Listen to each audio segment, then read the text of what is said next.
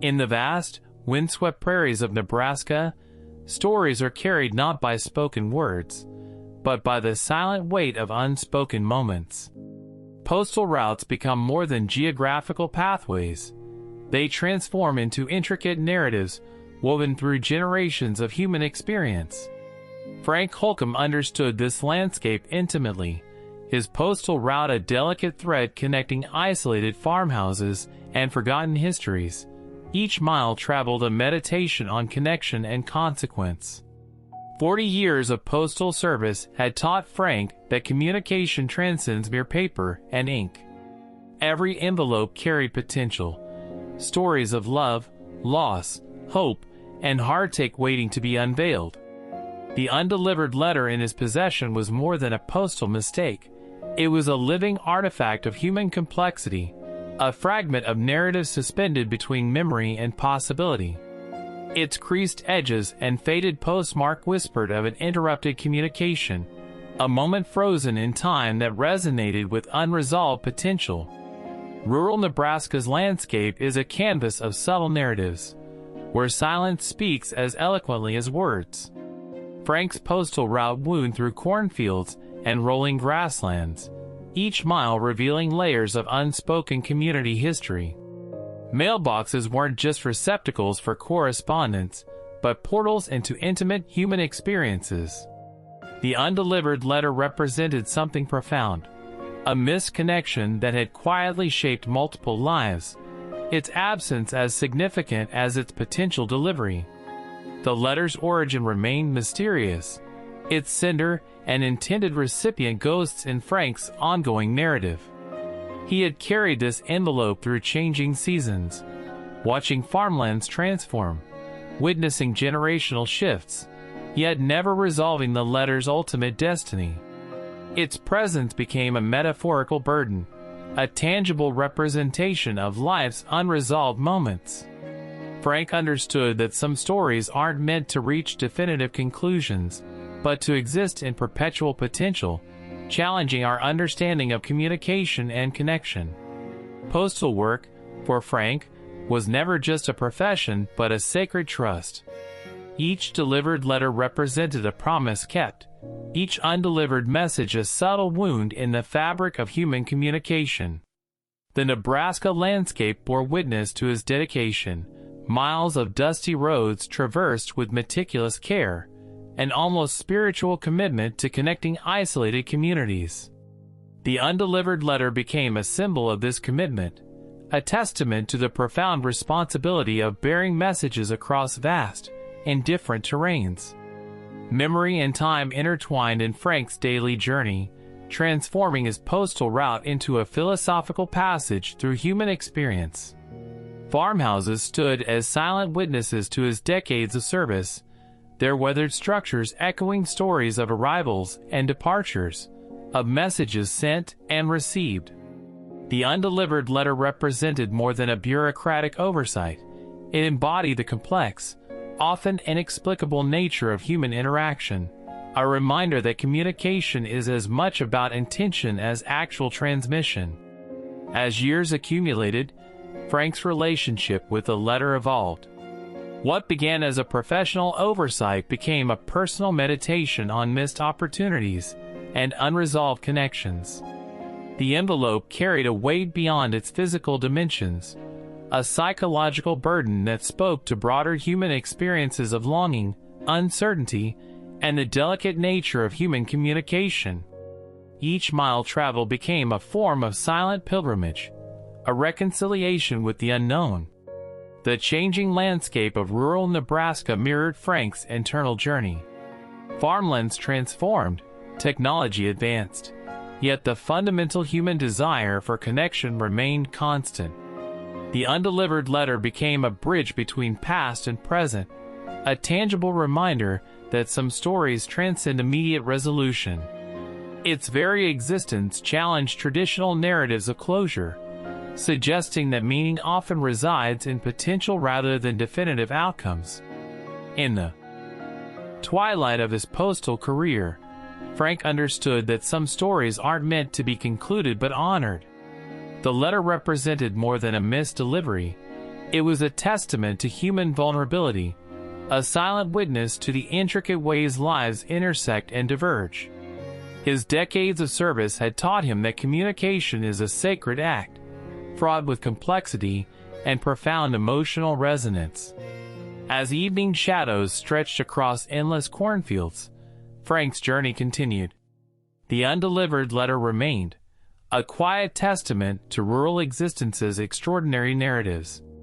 His story transcended a simple postal route, becoming a meditation on human compassion, the redemptive power of bearing witness, and the profound, often invisible connections that bind communities together. In the vast silence of the Nebraska plains, some stories are best understood not through resolution, but through patient, respectful acknowledgement. In the forgotten corners of rural Nebraska, silence carries more weight than words ever could. One undelivered letter can transform an entire lifetime's trajectory. My name is Frank Holcomb, and for 40 years, I've carried a secret heavier than any mailbag I've ever shouldered. The postal route isn't just a geographical journey. It's a cartography of human connections, missed opportunities, and unspoken truths. Every day, I navigate these dusty roads, witnessing the intricate tapestry of small-town life, knowing that each envelope I deliver or withhold contains more than mere paper and ink. It contains destinies. 40 years ago, on a crisp autumn morning in 1983, I received a letter addressed to Margaret Reynolds, a local schoolteacher living on the outskirts of our small farming community. The envelope was delicate, almost translucent, with elegant script that suggested something profound and deeply personal. Something about its weight, its careful penmanship, told me this wasn't an ordinary communication. But I never delivered it. The reasons were complex, a mixture of hesitation, misguided protection, and a momentary impulse that would haunt me for decades. I tucked the letter into my postal bag, then into a drawer at home, convincing myself I was preserving something fragile. Little did I know that my single act of intervention would create ripples that would reshape multiple lives. Margaret Reynolds was more than just another name on my route. She was a beloved local teacher who had dedicated her life to educating generations of children in our small community. Unmarried, passionate about literature and local history, she was a pillar of our town's intellectual landscape. Everyone knew her, respected her, but few truly understood her. The letter's sender was someone from her past, a name I recognized but whose full story remained obscured. James Calloway, a name whispered in hushed tones, someone who had left town decades earlier under circumstances that were never fully explained. Rumors suggested a complicated romantic history, a potential scandal that was quickly buried beneath small-town politeness. As years passed, the undelivered letter became a weight I carried, not just physically, but spiritually.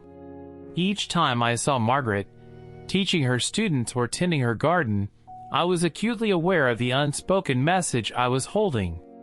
The letter became a metaphorical dam, holding back potentially transformative waters of human connection. I watched Margaret age, her vibrant spirit slowly dimming. She continued teaching, mentoring young minds, but there was a subtle melancholy that seemed to grow with each passing year. And I knew, or at least suspected, that my single act of withholding might have contributed to that quiet sadness. The postal route became my confessional, my journey of silent redemption. Every mile traveled was a meditation on choice, on the profound consequences of seemingly insignificant actions. A letter not delivered is more than just missed communication. It's a potential alternate reality suspended in permanent anticipation. Years turned into decades. Margaret retired, her influence on the community remaining strong even as her physical presence became less frequent. James Calloway remained a distant memory, a name occasionally mentioned but never fully contextualized. And I continued my route, the letter becoming a talisman of unresolved possibility. Then, on a particular autumn day, eerily similar to the one 40 years earlier, everything changed. A series of unexpected conversations, chance encounters, and a growing sense of personal reckoning converged. I realized that holding on to this letter was no longer an act of protection, but a profound personal cowardice. The mechanism of redemption is rarely dramatic. It's often quiet, almost imperceptible. A series of small decisions that gradually realign one's moral compass. For me, redemption began with a simple choice: to finally acknowledge the letter's existence and potential impact. I tracked down James Calloway, now living in a distant city, retired and reflective. Our conversation was tentative, filled with the awkwardness of decades of unspoken history. I explained the letter, my reasons for withholding it, my growing sense of guilt and responsibility. To my surprise, James responded not with anger, but with a profound understanding. He shared context about the letter, a deeply personal communication intended to reconnect, to heal an old wound, to offer closure. The very act of my unexpected revelation became a form of delayed delivery, an unexpected bridge across time. Margaret Reynolds had passed away 2 years earlier, never knowing about the letter or the potential reconnection it represented. Her life, so meticulously lived, had been shaped by unknowns, by silences, by the unspoken narratives that often define rural existence. In sharing the letter story with James, in finally releasing its potential energy, I understood something fundamental about human connection. Communication isn't just about words transmitted, it's about the spaces between those words, the intentions, the hesitations, the complex emotional landscapes we navigate. My postal route had always been more than a professional duty. It was a metaphorical journey through human vulnerability, through the delicate networks of relationship and memory that bind small communities together. Each letter carried not just information, but fragments of human experience. As I reflect on these 40 years, I realize that redemption isn't about perfect resolution. It's about acknowledgement, about understanding that our actions, even our inactions, ripple through time in ways we can never fully comprehend. The undelivered letter became my teacher, my reminder of life's profound interconnectedness. In the end, some messages transcend their physical transmission. They exist in memory, in reflection, in the quiet spaces between what is said and what remains unspoken. And sometimes, that's precisely where the most meaningful communications reside. In the vast, windswept prairies of Nebraska, some stories are carried not by words spoken, but by the silent weight of unspoken moments. Frank Holcomb knew this truth better than anyone, a postal worker whose decades-long route had become more than just a job. It was a pilgrimage of memory and unresolved longing. 40 years ago, a single letter had slipped between the cracks of his postal bag, never finding its intended recipient.